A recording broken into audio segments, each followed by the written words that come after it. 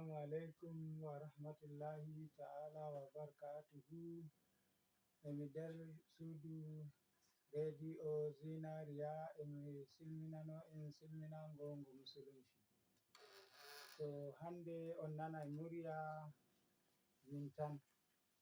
Abubakar Kunga o waɗi hoɓɓe kanko malam ma hoɓɓe gala ɗon ɓe fu ɓe vurtake. To emi silminano kowa emi waɗana ɗum fata alheri. Emi yetta suudu rediyo Hajiya Sumayya maɓɓitiɗɗo ɗum shiri emi honamo emi hinna Usman mo magani dabbobi Mr. Ali e malam Inuwa e kanko Abubakar ɓe keɓai ɓe gari emi hinna kowa Allah anma kowa ton to yehi e sa'a. To hande en godi ajandaji kanji tati ɗi darni. To ajanda ɗum farko mi rarai e ɗon ɗum suɓol, e ɗon ɗum raɓɓirre halal, e ɗon ɗum jangirde. To emi yiɗi mi fuɗɗirai ɗum suɓol. To babu shakka sati ƴarɗum asabe ƴarnde en suɓi. To emi waɗana kowa fata alheri emi yetta kowa suɓol ɗum waɗi. Allah sakano kowa e alheri burtiɓe Allah waɗana kowa barka ɓe keɓai burti ci'a jamu haɗi ɗum burtago Allah hokkaɓe jamu. Ngin dama goɗɗo on a wodi niya a burtoto sai Allah waddanma zazzaɓi nyanden a heɓai burtiɗa to Allah anma kowa Allah hokka ɗum jamu. Gaɗɓe zaɓe kowa emi waɗana ɗum fata alheri emi waɗana kowa addu'a Allah waɗana kowa barka ɓe Allah zaɓani en ɓe Allah wanma ɓe gaɗana en konko Allah bi'i. Neɗɗo zaɓaɗo fu ton to waɗi ko Allah bi'i en nanai belɗum. Allah wanma bo ɓe gaɗana en ko jomirawo bi'i. Allah sakano kowa e alheri. To mi fuɗɗirai ɓangare jangirde. Wato babu shakka yadu ndu waɗatako sai mama e jangirde. Neɗɗo ton ta sahayi a wawata ma gara ton to mi joɗiɗo ni. To sabi e maka neɗɗo dai almajirijo on ta ɗon e raɓɓitande seɗɗan seɗɗan emi toro bo Allah hokka en nde barka. Gaskiya wala ko ɓuri jangirde belgo. Neɗɗo bo to ni fini toyi dañoɓe mum e ɓe fofa. Dañoɓe bo e bolba kullum dañoɓe mama bolbi ɗum darano jangirde sosai. To sabi e maka emi nodda en enen matasa en umma daroɗen dow jangirde. Wallahi hande ton to en daraki sahuɗen rayiɗen bije men enen goni semtuɓe.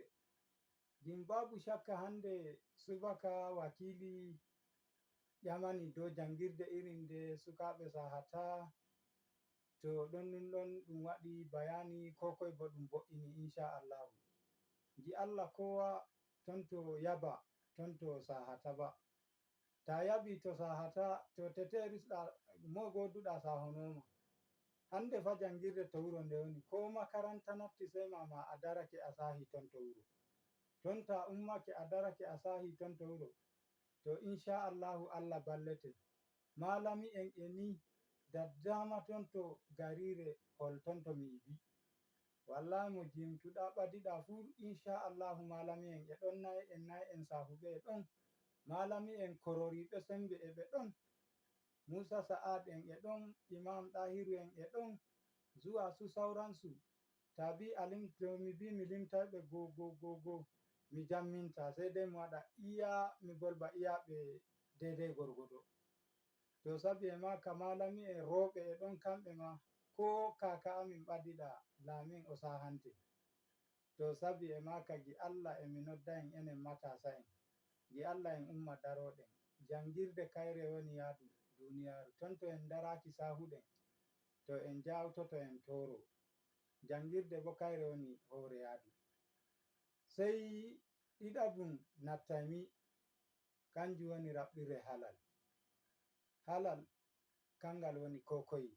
To ni a nyama halal, a yara halal, a tufafo halal, to insha Allahu wala konko warta damuma. Sabi e maka gi Allah jama'aje en kulu Allah. Neɗɗo ton ta hocci horema nder rayuwa Allah yiɗi wartirma non ɗum. To gi Allah emi toro en bo'in ɓangare raɓɓirre halal. Halal ngal ɗo kangal woni ko koye ton to rayuwa. Wallahi hande ta ɓorni halal a yara halal, to ton to baɗa fu ɓernde mago. Sana'a bo Allah e ni waddani en sana'aji da dama, har kanko minyirawo am emi ɓeyda ballugo mo farin ciki, kanko woni Muhammad Awwal, sakike am emo sorana goggo am magani. To babu shakka mo waɗi farin ciki e sorol magani o waɗata. Hande ɗo ton to wuro a warti an tan wodani damuwa wonta ɗon. Amman ɗum toyi garire o e wodi, oya e wodi, saura bandiraɓe e wodi, to wallahi garire gaba ɗaya kowa nanai belɗum. Amman ɗum to a neɗɗo goɗɗo to sai wodi risku, anya ɗum accai ɗum har boto risku mum ɗon bo. To gi Allah emi nodda en, ayaji e ɗon nder Qur'ana e ɗon to Allah bi en ya ayyuhallazina amanu idza nudiya lis-salati min yawmil jum'a. Allah bi en gi Allah ɓeden hulgomo, fuskancoɗen funa, daroɗen, sai gi'a goɓɓe fijira dama mum bo irin nyande jumɓare. To gi Allah emi nodda en nyalde jumɓare nden ɗon Makka mi wonta ɗon ɗum ton to ɗum daro e ɗum fijira e irin nyalde nden ɗon. Hande ɗo ta jogake ibada ma to ko te a nattai ɓernde mago. Ibada ɗum bo woni sai ma a ummake fa a darake a sahi. To hina a ummi wai an a bi a'a ko a sahata sai a yiɗi gaɗa ibada, ka waɗatako. Hande defte e ni da dama ɓaleri, ta jangi ɓaleri a darake insha Allahu daga ɓaleri ndin ɗon Allah waɗi ka eftugo ma a heɓi Qur'ana e hakkillo, to ni a wawi ɓaleri e miya saura defte ɗe garda e sauki. Amman jama'aji famtai yawanci matasa en sai gi'a ɗum fijira e jangirde. Amma rebi e ɗon sahoɓe, gi Allah emi ɓeyda noddugo en kerin fijiroɓe e jangirde. Gi Allah en umma daroɗen jangirde nde kaire nden fa yaratama, Allah yaratama kaire yaratama to a sekayi. Gimmin karan kai an nde mi almajirijo, to ɗum mbino am min tan mi wawai mi wara mi joɗo ɗo sai mi yedda. Amman daga Allah balli ɗum e natta nder jama'aji e rara kowa e ekkito bayaniji daidai gorgodo bo ɗi Allah sawakani an kanji bolbaimi. Bo ton to ɗi mi waɗi kuskure bo emi toro Allah yafo am. Gin dama ko me iyawa mum to sai mama a bonni. A fota bi'a ko koye ani a waɗi ɗum sab, sai mama a bonni. Sabi e maka gi Allah emi toro en ɓeydu daranago jangirde kaire woni fofɗam men ɗum duniyaru e lahira. Gin to ni a darake a sahi to Allah sai mama waɗanima goɗɗum baiwa ɗum a sekayi. Joni malami en da dama e ɓeni a Sheikh Sani Yahaya en, su Fantami en, malami en eni sosai mauɓe su Gana en kowa eni e taɗɗaɓe. To enen ma en umma daroɗen garten nonnon. To ni a ummake hande ɗo ta jogake gonga a bi an fara ko giɗɗa a nyawani ɗum to sai mama Allah balli ɗum. Jangirde bo daga ton to wuro nde woni. Amman sai gi'a e ɗum fijirane. Hande ɗo ta ummake ko alifun ɗum ɗo ta ummake a janga go sai mama Allah ballima a yettini Bagadadiya ɗum ɗon.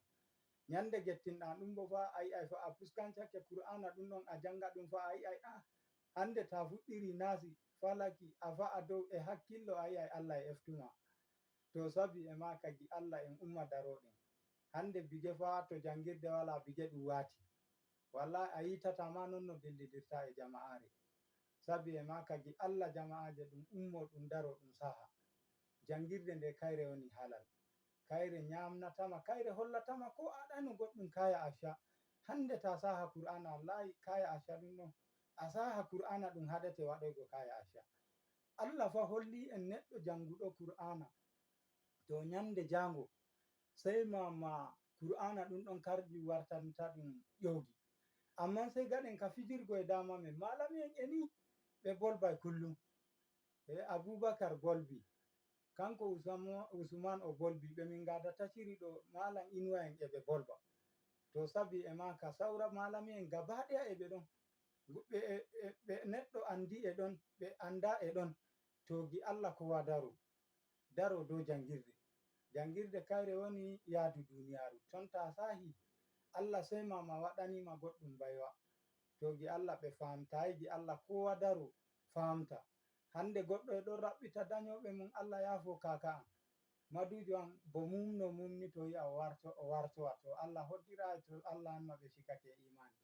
Goɗɗo on e ɗon fa e taɗɗa ma raɓɓita dukonoɗum ma heɓayi sai gi'a jama'aji e raɓɓita dukonoɗum heɓayi to sabi e ma kadi Allah en dara dow jangirde halal bo en dara sana'aji ni da dama to goro ma fuɗɗirɗa ma Allah ballete ton to reza ma irin yeri en makari sabulu su omo gaba ɗaya Allah e ni ɗon waddani en sana'aji ɗi keɓata daga 500 zuwa 1000 ma a fuɗɗai sana'a to ni a wodi bo ɓiɗɗo mo tausayi to inchallahu ɓiɗɗo on ɗon o ballete ta bimo wane gi Allah e mi yiɗi maɓɓitana an jari to gi Allah ton to ɗum salo ta wodi balliti danyoma ta balliti danyoma gi wallahi neɗɗo daga ummi der gata ummi nyako an Alaramma Ibrahim e mo nante der yimɓe hol sahuɗo to Allah sakanomo e alheri madujo am gaba ɗaya saura bandiraɓe kowa e mi